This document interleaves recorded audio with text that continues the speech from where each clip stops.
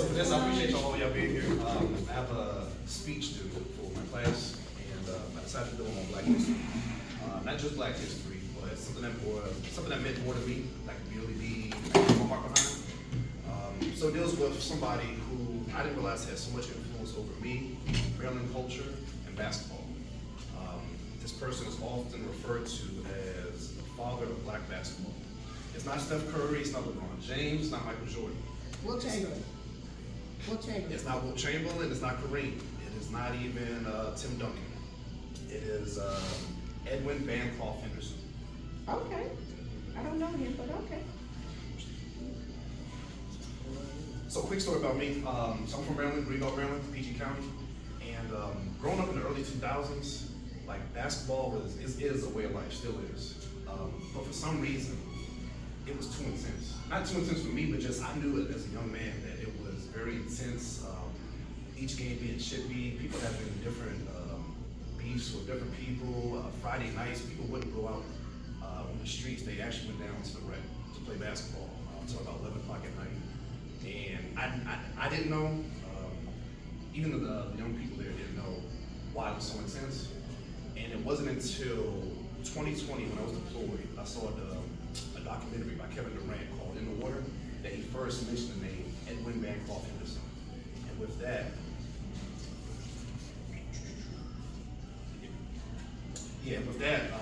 it highlighted just the deep history located with him. So Edwin Bancroft Henderson was born November 24th, 1883 in Washington, D.C. Oh, I'm sorry. In 1904, he attended a summer physical training class in Harvard University.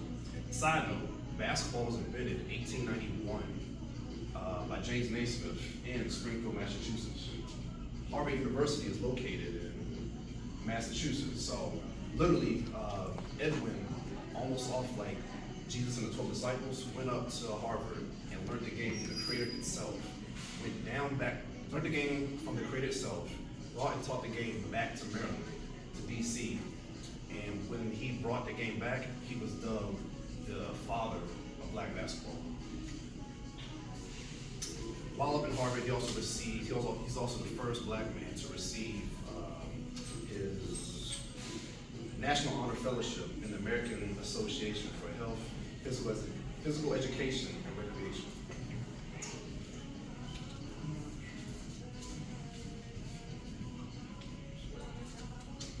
So once he learned the game of basketball, brought it back to DC, he would go on to form the first African-American athletic conference called the Interscholastic Athletic Association. They played mid-Atlantic coast games that ranged from playing from New York to Philly. From then, I'm going to just read this part. He organized the basketball team for the local 12th Street Colored YMCA, which he then led to an undefeated season from 1909 to 1910 for their first Black national title. A year later, he would go to Howard, and successfully petition that they adopt his varsity team. And from then, he went on to win another title, undefeated again from 1910 to 1911. I'm sweating a lot in this pot. During that time, he also co-edited the Spalding Official Handbook from the ISSA, which stands for ISAA, the Interscholastic African American Association, which was published from 1910 to 1913. This series gave the first comprehensive account of Black participation in all major sports and remains still a rich source of historical information about African Americans in basketball. Because of his contributions, he was enshrined in the Basketball Hall of Fame in 2013. Some of the legendary players that played in the NBA are Elgin Baylor, Kevin Durant, David Robinson, and Dave Bing from the PG County area. So with conclusion from all that, his Edwin Bancroft Henderson's impact for the Maryland community can't be told without his impact in basketball in both aspects. And with that conclusion, if you ever see me playing basketball, dribbling around, please don't challenge me one-on-one. Steve, how long you been in here, man? Who's me? I missed the whole thing. That's the whole thing. Honestly, it happened real quick. It was like, yeah, I think like 3 minutes. Why you sweating like that? You know, it is a lot of it. It was And he's a wearing a stocking little on the cap rest like of it's my snow. Not the stocking cap. Nah, I ain't gonna lie, yeah. Oh. That was nice. Thank you. Yeah, I'm not nervous. Any questions? No? Nah, you gonna do good. I'm What's he good. called? About 6 foot. 6 foot, yeah. Who's 6 foot? Edwin? Oh, The one he was talking about the whole time? Oh, okay.